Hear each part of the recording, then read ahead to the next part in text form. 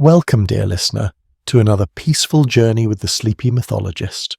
Tonight we'll unravel the curious tale of Hephaestus, the Greek god of fire and forge, who was once cast out of the heavens by his own divine family. It's a story filled with mystery, rejection, resilience, and surprising beauty. Before we begin, take a deep breath and let your thoughts drift gently into the world of ancient myths. And while you're here, where in the world are you watching from? Leave a comment below. Are you listening from a quiet room in Greece, a starry night in Canada, or perhaps a cozy corner somewhere in India or Brazil? I'd love to know. Now, let us return to a time when gods walked the skies, and even the divine could be wounded by pride. In the earliest days of Olympus, when the stars were still learning to shine and the gods were still shaping their dominion over the cosmos, Hera, the queen of the gods, gave birth to a child, alone, without Zeus. This was not out of love, but out of pride and vengeance.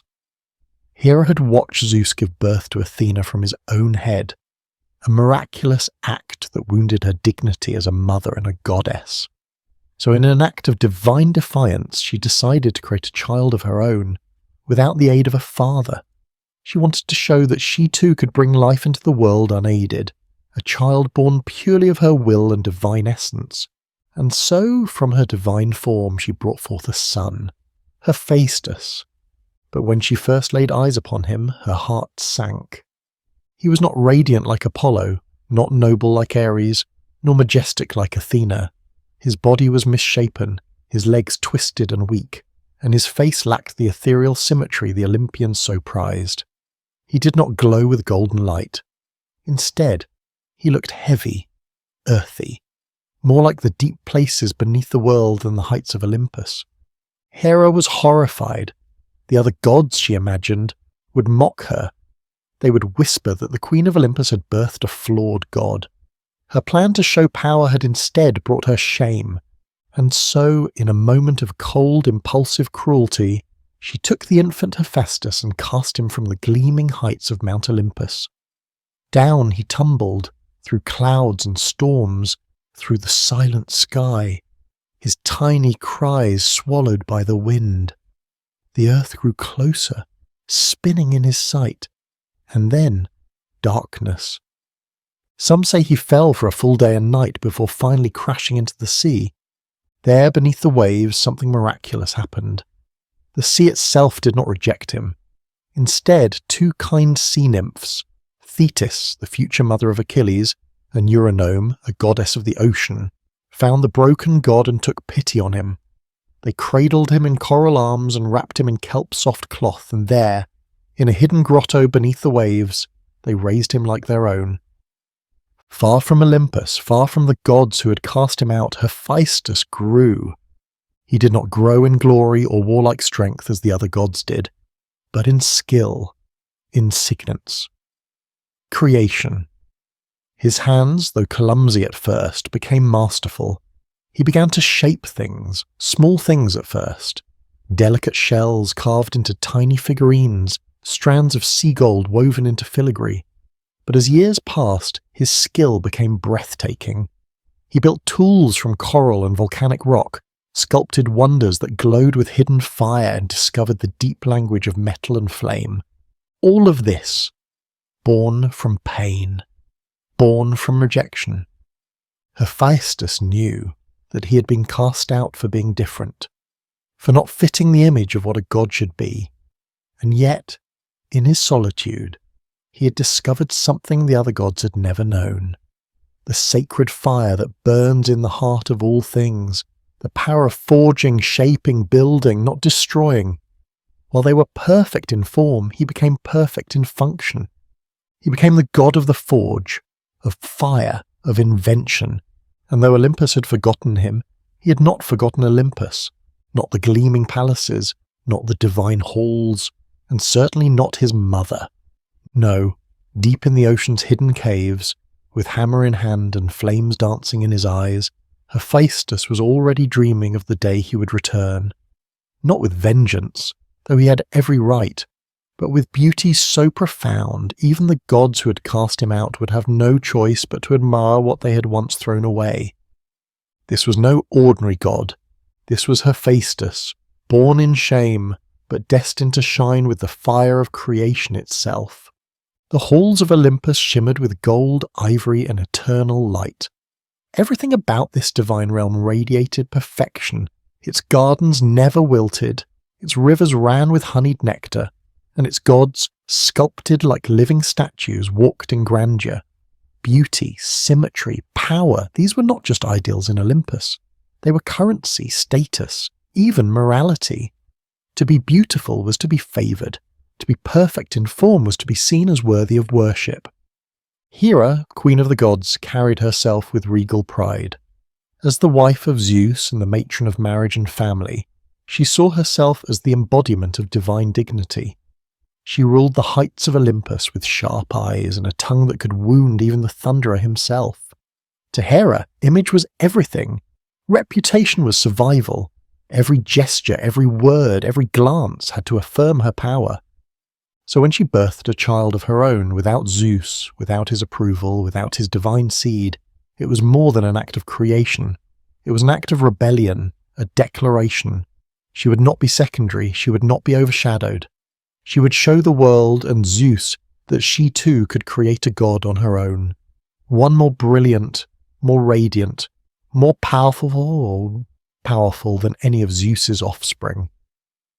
But when the child came into being, Hera's heart turned cold. Hephaestus was not what she had imagined. Instead of glowing with divine radiance, his body was twisted and malformed.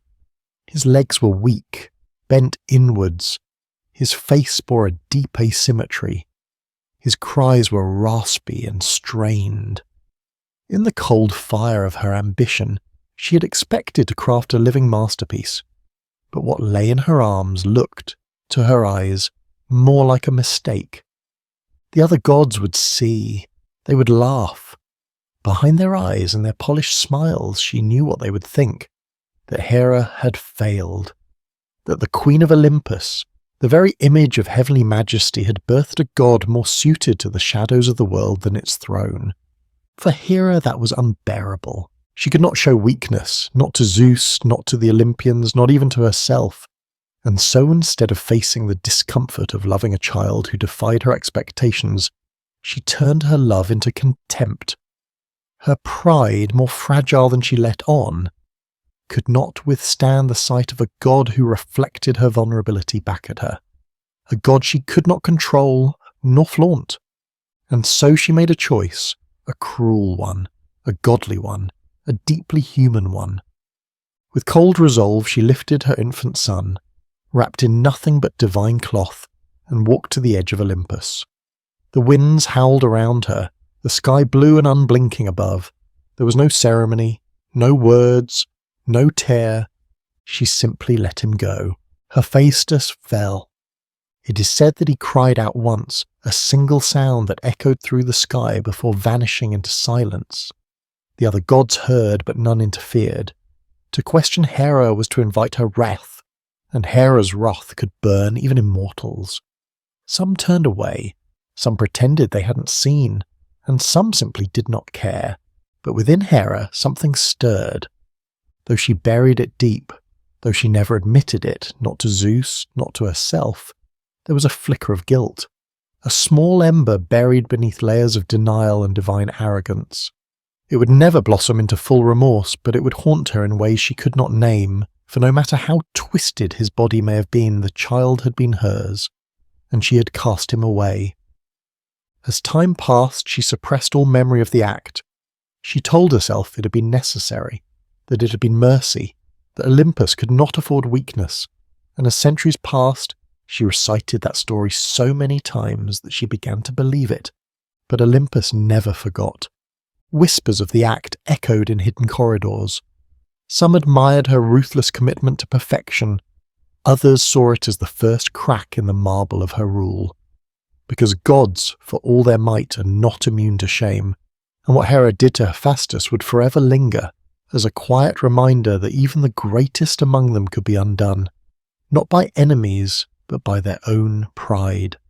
And far below the clouds, in the embrace of the sea, the outcast god who had once been discarded would grow strong, not in spite of her rejection, but because of it. He would forge his pain into brilliance, and one day Hera would see again the child she had thrown away. But by then he would not be weak, he would not be broken, he would be the god of fire, the god of the forge, the god of transformation, and she would be forced to face not just what she had done, but what she had lost. The sky above Olympus had never known sorrow, not truly. It was a place of eternal daylight, where clouds shimmered like silk and the winds carried the scent of ambrosia. It was a kingdom carved out of perfection, a world untouched by the gravity that burdened mortals below. But on the day Hera cast her newborn son from its heights, something changed in the heavens. He fell, not in the way mortals fall, not a stumble or a slip, but a descent so vast, so final, that it echoed in the bones of the cosmos. From the peak of Olympus, where the gods held their councils and drank from golden cups, the infant Hephaestus tumbled down through air that grew thinner, colder and more silent the farther he dropped. There was no one to catch him, no one to soften the fall. The wind lashed against his tiny body as he plummeted, limbs flailing helplessly. His cries, if any were left in him, were lost in the roar of the atmosphere. His descent was not a flash, it was an eternity. Some legends say he fell for an entire day and night, as though the earth itself took pity on him and slowed his fall to keep him alive. But there was no doubt about the violence of the landing. When he finally struck the sea, it was not a peaceful reunion between sky and ocean. It was an impact that cracked the silence beneath the waves. Somewhere near the island of Lemnos, in the dark shallows where sunlight fades and salt thickens, his body hit the water like a meteor. The force was enough to shatter bone, twist muscle, and sear pain into the deepest parts of his young, divine mind. It should have ended him. Even a god, newborn and fragile, could not withstand such a fall unscathed. But Hephaestus did not die. Instead, he sank, down through the cold layers of the sea, past the coral palaces and sleeping fish, until he reached a quiet place untouched by light. There the waters grew still, silent, timeless, and it was there that he was found. Two sea deities, Thetis, the silver-footed nymph of the sea, and Eurynome, the graceful daughter of Oceanus, discovered the broken child lying on a bed of seaweed and shattered dreams. They were not Olympians. They did not measure worth by beauty or perfection. And so when they looked upon Hephaestus, they did not recoil.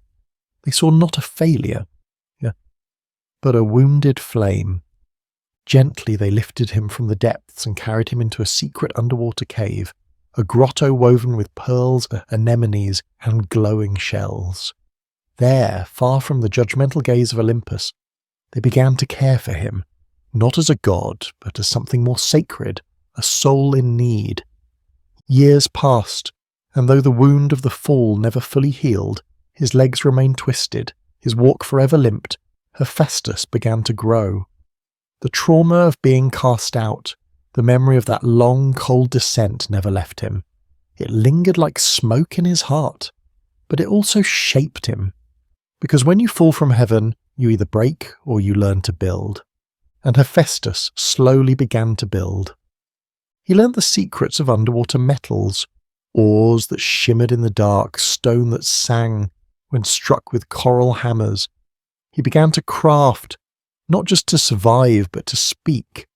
Every tool, every sculpture, every glowing lamp was a voice, saying what his wounded body could not. He remembered Olympus, not as home, but as the place that rejected him. And yet he did not curse it. He studied it. He imagined its halls, its needs, its blind spots. He wondered what the gods lacked, even with all their beauty. And in doing so he discovered something extraordinary. While Olympus had power, it had no hands. No one knew how to build. They could destroy with thunder and war, but they could not create. But he could. In the silence of the sea, Hephaestus transformed his pain into purpose. His forge became his heart, his fire, his identity. And though no one above remembered the child that fell, the world below began to whisper of a new sort of power, one born not in glory, but in exile. The fall from Olympus, then, was not an ending. It was the beginning of something far more powerful than any god could have imagined. For while the others soared above, wrapped in vanity and praise, Hephaestus, burned, broken, and banished, was becoming the only god who knew how to rise from the depths, not by birthright, but by fire. Hephaestus lay in the depths of the ocean, cradled by currents and coral, far from the golden clouds of Olympus. The silence here was complete, not the stillness of peace, but the kind that follows a great storm. No hymns of the muses, no footsteps of gods, no thunderous voice of Zeus calling counsel. Just the hush of water pressing in from all sides, and the faint pulse of life barely clinging to the battered child god who had plummeted from the heavens. The impact of the fall had broken more than bones. It had fractured something deep within him. Though he was divine, his body a vessel of immortal spirit, the trauma left him deformed and pained. His legs, already born twisted, had taken the brunt of the blow. His spine too had suffered. For days, perhaps weeks, he drifted in and out of consciousness, his tiny chest rising and falling like a tide. Never quite strong enough to cry, never quite weak enough to fade away, but something stirred in the sea. The waters do not forget pain, and the gods of the deep, though often overlooked by Olympus, still held compassion where the higher gods held pride. It was Thetis and Eurynome who found him, two sea goddesses who did not look away from brokenness. Thetis, known for her grace and her wisdom, sensed something divine and neglected in the child. Eurynome, a titaness of calm waters and graceful movement, understood what it meant to be cast aside by Olympus. Together they took Hephaestus into their care. They built him a home in an underwater grotto, half cave, half palace, lit by bioluminescent jellyfish and walls encrusted with pearl and moonstone. Here the boy who had fallen from heaven was given a second birth, not in fire or thunder, but in water and quiet healing. Yet healing did not come quickly. His body remained twisted, and every movement sent pain echoing through his limbs. But he was a god, and gods, even wounded ones, do not rest forever. As he slowly regained strength, he began to observe the fish that moved like living jewels, the way light filtered down through water in gentle shafts, the slow dance of seaweed swaying to currents he could not control. It all fascinated him. The silence was not empty after all, it was filled with secrets. And so he began to imitate what he saw, first with shells, then with bits of bone. Eventually, Thetis brought him lumps of raw ore that had fallen into the sea from shipwrecks or ancient mountain veins. These materials, metal, fire's promise held in rock, spoke to him in a way nothing else had. When he touched them, he felt the memory of heat, the whisper of transformation. Hephaestus began to create. At first his fingers were clumsy. Pain made him slow and he lacked tools. But slowly he invented them. From coral he carved hammers, from stone anvils, from the bellies of sea creatures resin and oil to fuel tiny flames. The underwater forge was born, not with roar and smoke, but with flickering, patient fire in the heart of an exiled god. And in that fire he reshaped himself. His pain became the rhythm of his craft. The hammering of metal drowned out the echo of rejection. The forge became a mirror, one that showed not the broken body he had been cursed with, but the power of his will, the beauty of transformation. He began to make jewellery, rings of delicate complexity, bracelets that shimmered with impossible geometry. Thetis wore one to a gathering of the gods, and none could guess its maker. When she told them, some laughed, disbelieving. Others frowned. Hera, who had long since silenced all the memory of the son she had cast away, grew uneasy. But Hephaestus was not finished. With each passing year his skill grew. He forged mechanical wonders, little birds that could sing, tiny fish that moved like real ones, chariots powered by steam and gear, even automata that resembled men. The sea goddesses watched in awe, not merely at the craftsmanship but at the spirit of the child they had once found broken in the dark. Hephaestus had not forgotten the fall. He remembered the coldness in Hera's eyes, the endless descent, the pain of rejection, not just physical but spiritual. He had been judged unworthy by the standards of gods who valued beauty more than character, image more than any substance. But in the depths of the ocean he had discovered a secret. True power was not in being accepted, it was in becoming indispensable. He would not beg Olympus for a second chance. He would earn it, and not by becoming like them, but by becoming something greater, something they needed. While they ruled from the heights, he would rise from below, not in glory but in mastery, and one day they would look upon his work and be forced to acknowledge what they had thrown away. In time his creations began to find their way back to Olympus, quietly, mysteriously. A golden brooch here, a silver goblet there. No one knew the source, not at first, but each bore a mark, an intricate symbol etched in the underside of the metal, a hammer surrounded by flames. The gods began to whisper. The forges of Olympus had grown cold. Ares could not make weapons like these.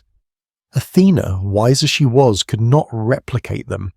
Even Apollo, patron of the arts, was humbled by their elegance.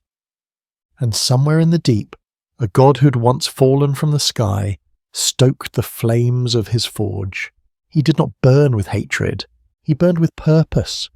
The island of Lemnos lay far from the thrones of Olympus, hidden in the folds of the Aegean Sea.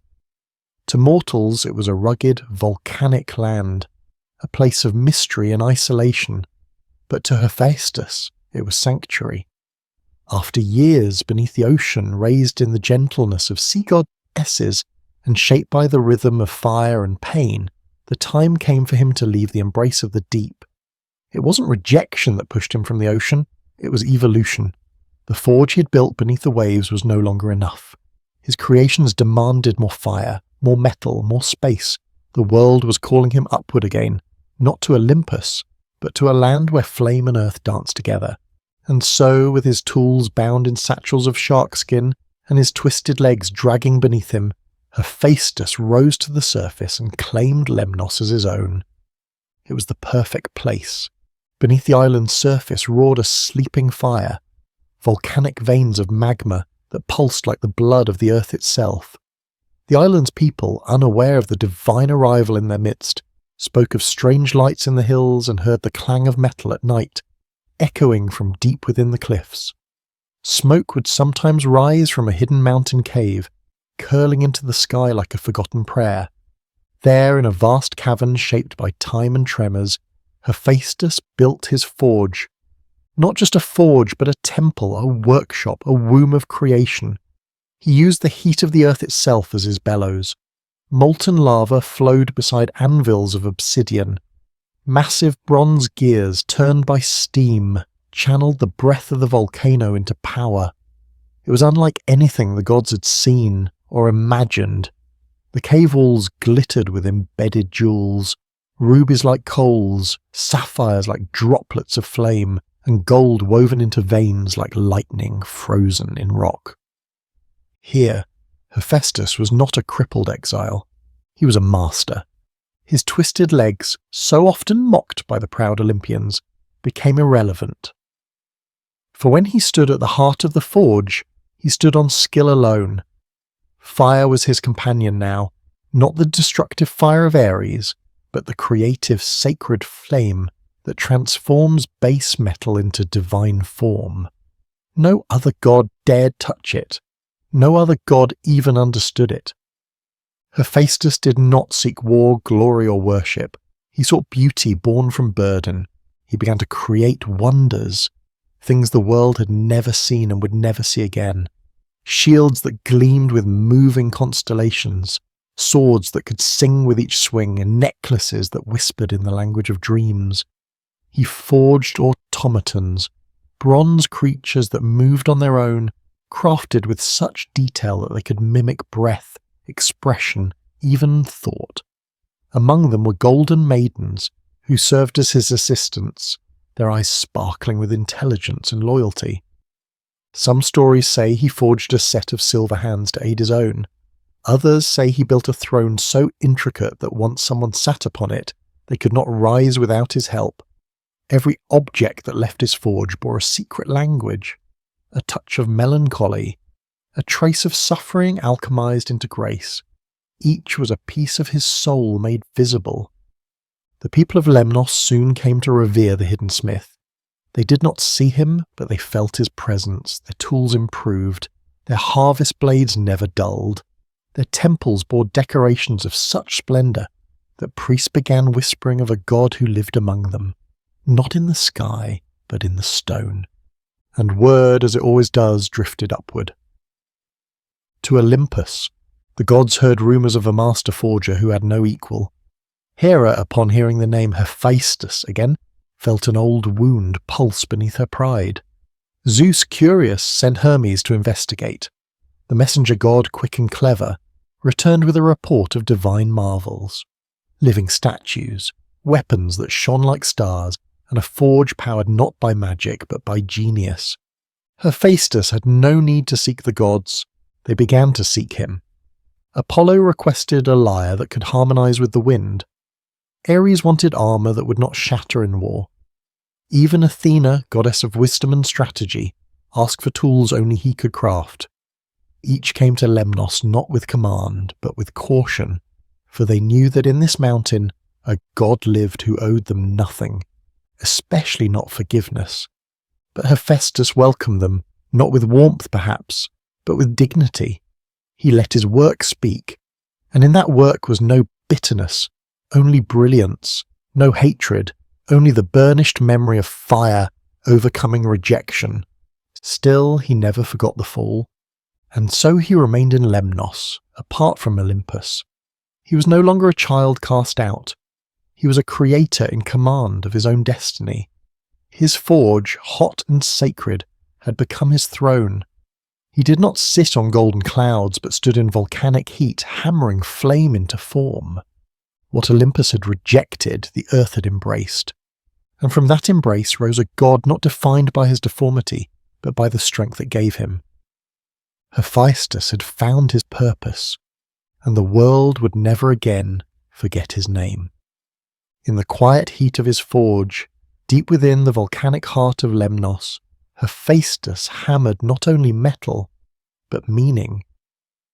His creations were not merely tools or ornaments. They were messages, sent in silence to the realm that had once cast him out. Each blow of his hammer carried the weight of memory.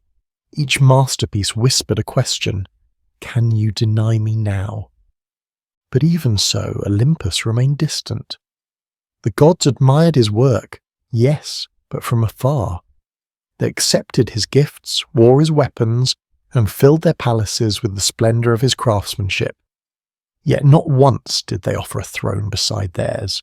Not once did Hera call him son again. He was useful, yes, but not embraced, not welcomed. So Hephaestus waited. He did not plead, nor weep, nor beg. He simply watched and created and bided his time.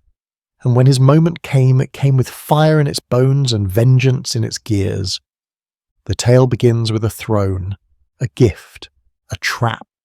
Hephaestus, after years of silence, sent a present to Olympus, an offering, he called it, a beautiful golden throne unlike any other, crafted from polished metals that shimmered like starlight. The seat was woven with threads of pure silver and studded with gems that pulsed gently like living hearts. It gleamed with such divine elegance that even the gods, accustomed to splendor, gasped at its beauty. He sent it to Hera, no note, no demand, just a silent, perfect gift. Intrigued, and perhaps somewhere deep in her pride, flattered, Hera accepted the throne. After all, she was queen. It was only fitting she sit upon a seat of such majesty. She descended into her golden hall, surrounded by her attendants, and lowered herself onto the gift her exiled son had forged. And then she could not rise. The trap had sprung. Invisible chains slithered out from the throne like serpents of gold, wrapping around her arms and waist, locking her in place. The gems on the chair shifted, now glowing with a red-hot hue, and a hum filled the air, a low, mocking music that echoed through the halls of Olympus. Panic spread quickly. The other gods gathered, unsure whether to laugh or recoil. Hera's face twisted with fury. She commanded the throne to release her. She invoked every name of power, but nothing worked. The throne would not budge, and worse, it would not harm her either. She was held not in pain, but in helplessness. Only one god could undo the work. Only one god could break the enchantment. And he was the one she had thrown away. Hephaestus had forged the throne as both a masterpiece and a message. For years he'd given the gods the best of his genius, and they had taken his works without gratitude or justice. But now Olympus needed him, not his tools, not his artifacts, him. Zeus, unable to see his wife bound in such humiliation, sent for Hephaestus. Hermes, as always, was chosen to deliver the message. Swift and persuasive, Hermes arrived at Lemnos and found the forge crackling with the sound of creation. But Hephaestus did not look up from his work. He listened and said nothing. Hermes pleaded, bargained, even joked, but Hephaestus would not come. He had waited too long to be summoned like a servant. Olympus had to earn his return. So Hermes returned empty-handed, and the gods grew restless. Some offered bribes, some muttered threats. Dionysus, the god of wine and revelry, took a different approach. With a knowing smile and a flask of his finest, he travelled to Lemnos himself. There, in the flickering glow of the forge, Dionysus offered not commands, but company. He poured wine, he told stories, he listened. He did not flinch at the limp in Hephaestus's walk, nor at the scars on his arms. Instead, he laughed and toasted, and reminded the exiled god of his place in the immortal tapestry. And so as laughter and fire mingled, something shifted. Not forgiveness, but readiness. Hephaestus agreed to return. He arrived on Olympus not as a beggar, but as a creator who knew his worth. The gods watched in silence as he limped toward the throne room. He did not meet Hera's eyes. He did not speak.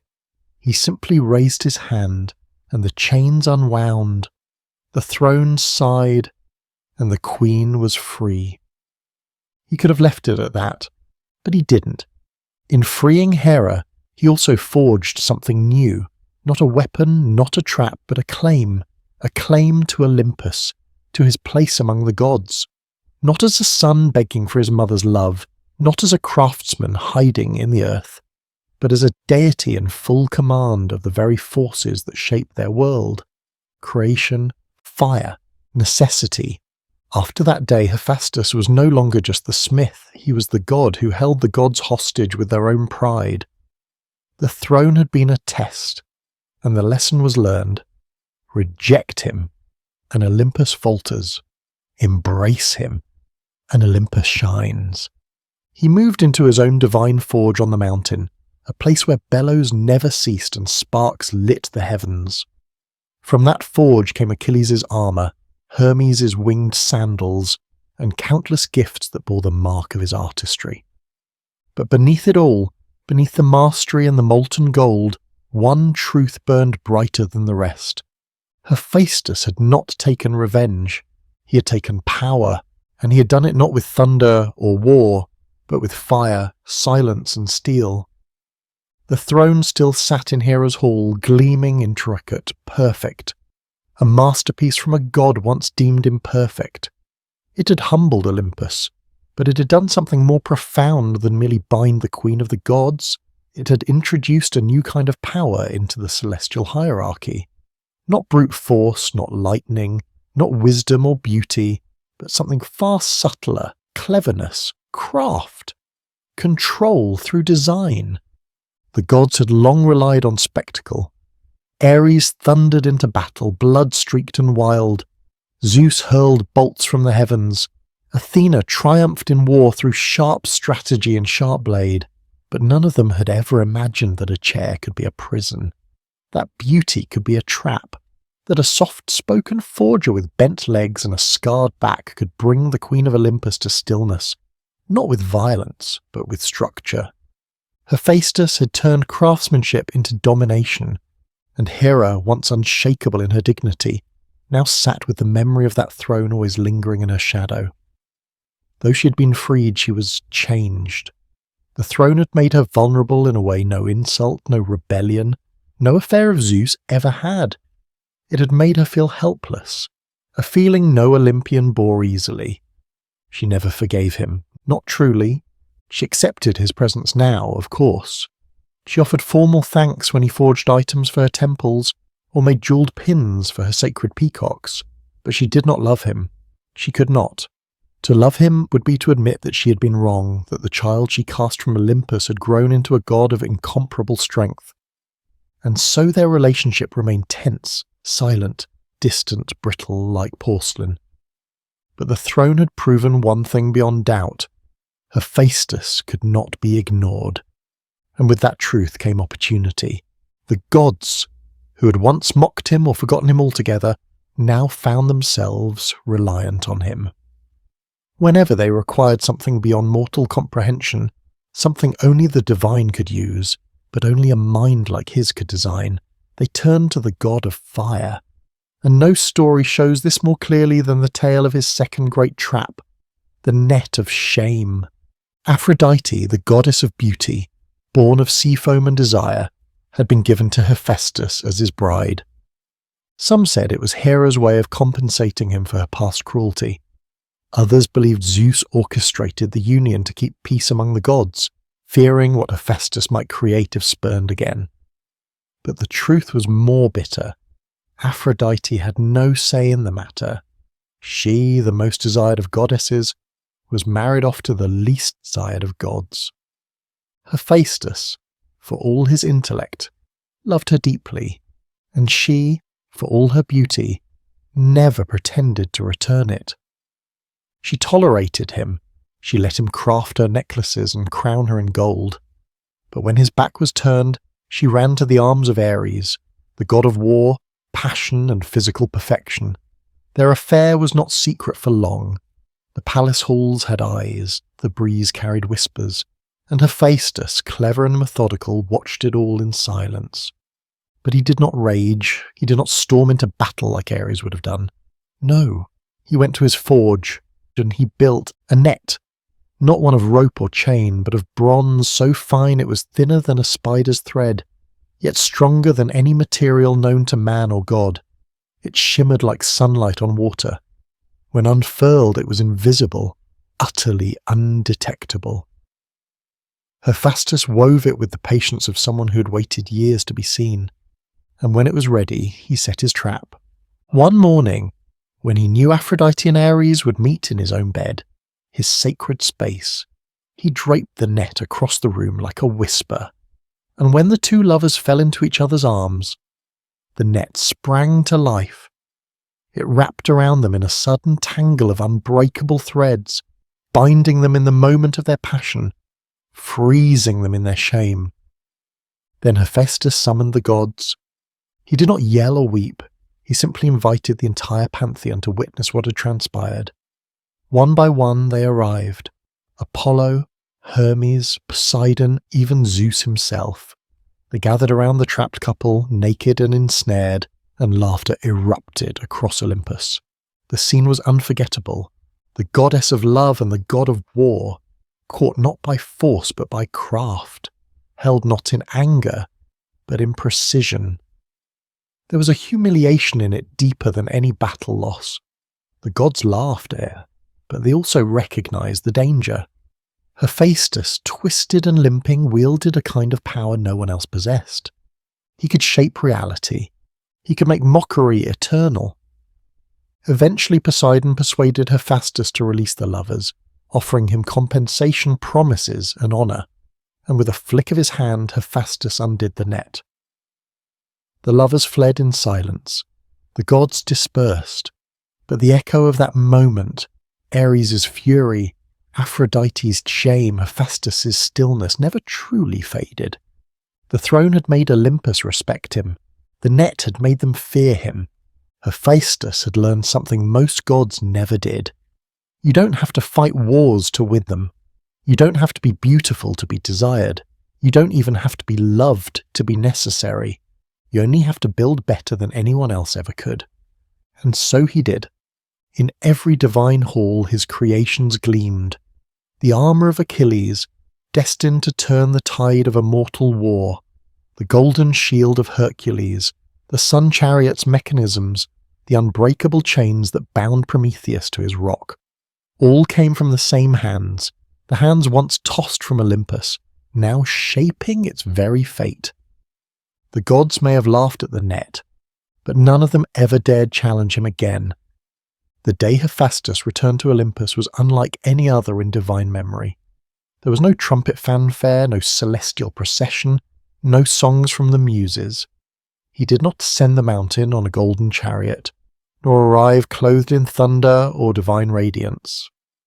He came walking, slowly, limping, one leg dragging slightly behind the other, his tools slung across his back.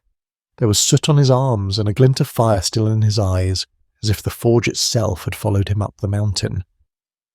But there was something different this time. He was not coming back to ask for a place. He was bringing something Olympus could no longer live without. Himself. The gods, seated in their alabaster thrones, watched in uncomfortable silence. Their eyes traced the twist in his gait, the scars on his arms, the dark beard flecked with ash. But now there was no laughter, no dismissive whispers, because they knew what he was, what he had become. They remembered the throne, they remembered the net, they remembered the price of forgetting him. Zeus, ever the ruler, nodded in stoic approval. Hera said nothing, her lips a straight line, her eyes never meeting his. But even she, who had once hurled him from this very peak, could not ignore the reality. Hephaestus had returned not as a son hoping to belong, but as a god they needed. Olympus might be eternal, but without him it could not function. The lightning bolts, the armoury, the golden gates, the automatons that cleaned the halls and filled the goblets, these were his work. His hands held Olympus together, and so he was granted his place. A divine forge was built for him high on the slopes of Olympus, powered not by coal or wood, but by eternal fire drawn from the earth's core, connected directly to the very heart of the world. His workshop was unlike any other. Colossal bellow, or shaped like beasts, anvils carved from stardust, molten streams channeled through enchanted canals. The clang of his hammer echoed like thunder. His sparks flew like constellations. Here Hephaestus reigned, not over the skies or the seas or the dead, but over creation. No other god had such a domain. Zeus ruled law, Poseidon ruled the oceans, Hades the underworld. But Hephaestus ruled something they all depended on: function. He made the lightning bolts Zeus hurled. He fashioned Poseidon's trident, Hades' helmet of invisibility, Artemis's silver bow, and even the golden armour that gleamed on Athena's chest. Without him, their power remained abstract, potential. With him, it became reality. And so, begrudgingly at first, then with increasing reverence, the gods began to visit his forge, not to command, but to request. They brought him rare metals, strange materials from across the realms, crystals from the underworld, metals mined by Cyclopes, starlight caught by Hermes on the edge of the cosmos. And Hephaestus would receive these gifts with a quiet nod, then return to his flame and disappear into the rhythm of invention. He never boasted, never threatened, but the gods never forgot what he could do if he chose to. In his forge, time moved differently. Weeks could pass like minutes, decades like days. Hephaestus worked as though in a trance, his mind tuned not to Olympus's gossip or feasts, but to blueprints only he could see, and from this inner world came marvels that reshape the myths of men and gods alike.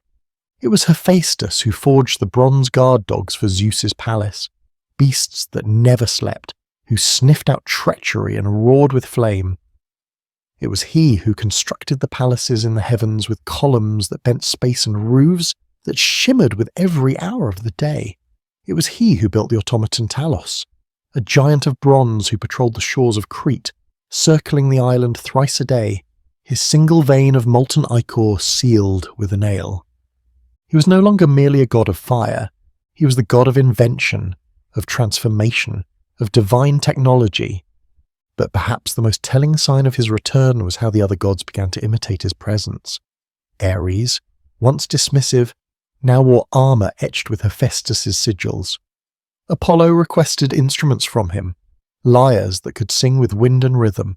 Even Athena, the virgin goddess of wisdom, found herself exchanging scrolls with him, studying the mechanical wonders he crafted, her logic sparking with curiosity. And yet, for all the praise and reverence, Hephaestus remained distant. He dined rarely in the great hall. He spoke little at councils. He did not involve himself in divine drama or romantic rivalry. His place was his forge. His companions were flame, bronze, hammer, and the quiet music of invention. He was not lonely. He was focused, content in his domain. It was the one thing the gods, for all their grandeur, could not take from him. Still, the wound of his past never fully healed. Hephaestus bore his scars with dignity, but he did not forget the child who had once fallen. He did not forget the silence of the sky, or the coldness in his mother's eyes, or the way Olympus only wanted him when it needed something. But instead of letting that pain consume him, he folded it into his work. The gods saw beauty in his creations, but he knew they were built from fire, fire born of rejection, fire born of humiliation, fire that burned not to destroy but to shape. And in that shaping, Hephaestus did what no other god had done. He changed Olympus itself, not with thunder, not with force, but with fire, metal, and an unbreakable will. From the very beginning, Hephaestus had been seen as an anomaly, an imperfection in a world of perfect forms. Olympus, a realm obsessed with symmetry, beauty, and grandeur, had no place for a god who limped. No space for a face that bore the marks of pain rather than the glow of immortality. In a pantheon of golden limbs and sculpted muscles, his crooked walk was a disturbance, a reminder that even the divine could falter. But as the centuries passed, and the fires of his forge never dimmed, something began to change, not in the gods, but in the story of the gods. Hephaestus became a paradox they could no longer ignore.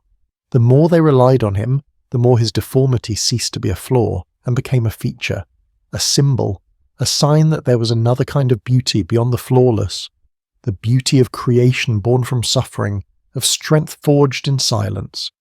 Hephaestus, god of fire and forge, was not beautiful in appearance, but in function, in meaning, in the elegant utility of his art.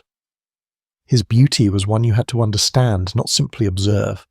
His hands, blackened by soot and scarred by flame, could make things no other god could dream of. While others were adored for their light, he became revered for his depth. This reverence grew not only among the immortals, but in the hearts of mortals as well.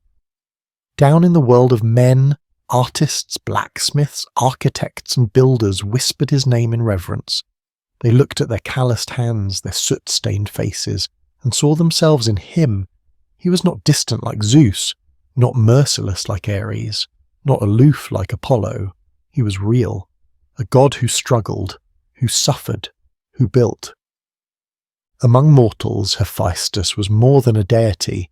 He was a patron saint of labour, the embodiment of dignity and craft, the protector of those whose worth was too often overlooked. When a craftsman struck his anvil at dawn, it was said the sound echoed in Hephaestus's forge. When a potter turned the wheel or a stonemason cut into marble, they offered silent prayers, not to the sky, but to the fire. But perhaps the most profound aspect of Hephaestus' legacy was how he embodied the beauty of imperfection. In a divine world that punished deviation, he made imperfection powerful. He made it sacred. Where the other gods were trapped in their own expectations, forever warlike, forever radiant, forever proud, Hephaestus was free to evolve. He was not bound by the illusion of perfection. He could bend, he could break, he could transform. And in that transformation, he discovered something none of them had: authenticity. His forge became not just a workshop, but a metaphor for the soul itself.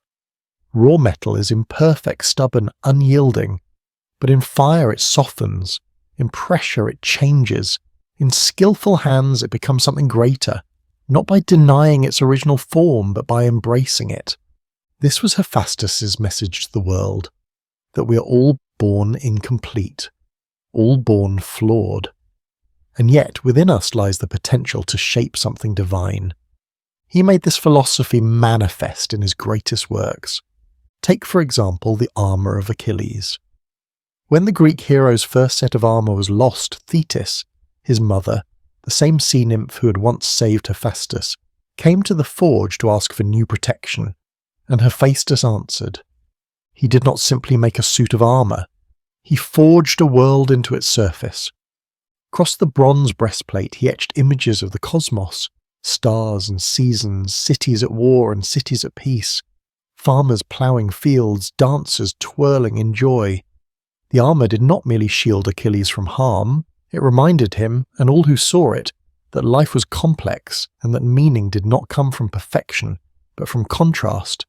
War and peace, light and dark, pain and joy, all woven together like the weave of metal itself. Only Hephaestus could have done that. Only someone who had lived with pain could create something that carried such depth. There were others too, countless works, each bearing his signature not in name, but in spirit. His inventions were not sterile. They breathed, they meant something, and that in time became his true beauty, the understanding that what was once seen as weakness was in fact the source of his strength. Even the gods began to see it. Athena, who once favoured logic above emotion, came to appreciate the subtlety of his wisdom. Hermes, god of cleverness and trickery, admitted privately that no one outsmarted the forge god. Even Apollo, god of light and music, would later play instruments of Hephaestus' design, lyres so perfectly tuned that they made silence itself hum with anticipation. Hephaestus never demanded their admiration. He didn't need to. He simply kept working, hammering, forging, shaping, and with every blow he reshaped not just metal, but the very idea of what it meant to be divine. In the end, his legacy wasn't built on power, beauty, or wrath. It was built on something stronger than all of them. Endurance. Endurance of the fall. Endurance of rejection. Endurance of misunderstanding. And from that endurance came a new kind of beauty. Not the beauty of perfection, but the beauty of the broken made whole, the discarded made essential, the flawed made sacred. Hephaestus did not rise in glory. He endured into greatness. The gods of Olympus were eternal, yet their stories, like those of mortals, echoed with longing, triumph, failure and change. Some were worshipped for their beauty, others for their strength, still others for their wisdom. But of all the gods, none bore the weight of their legend quite like Hephaestus.